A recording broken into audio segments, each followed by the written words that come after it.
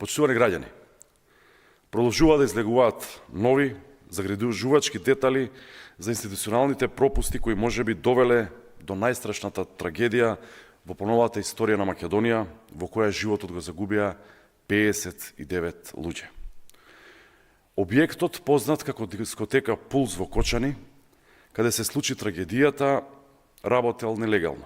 Тоа веќе е документирано и потврдено.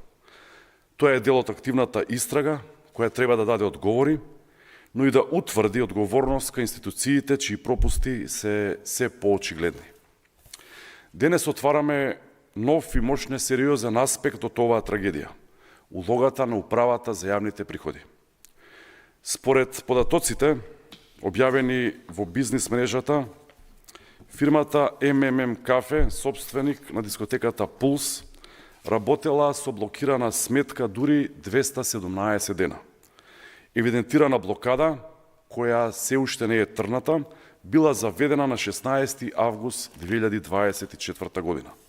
И тука се поставува суштинско прашање. Дали управата за јавни приходи требала да го затвори клубот уште во септември 2024 година?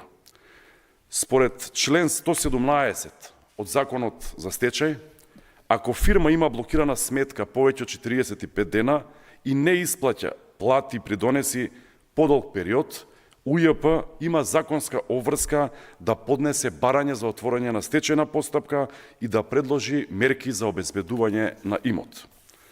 Ако блокадата била заведена на 16 август 2024 година, тоа значи дека веќе до крајот на септември управата требала да постапи, а клубот Пулс требал да биде затворен. Но клубот продолжил да работи и 59 животи беа загубени. Почитувани, ова не се технички грешки, ова се системски прашања. Затоа денес СДСМ поставува неколку директни, но неопходни прашања до истражителите, до МВР и до јавното обвинителство.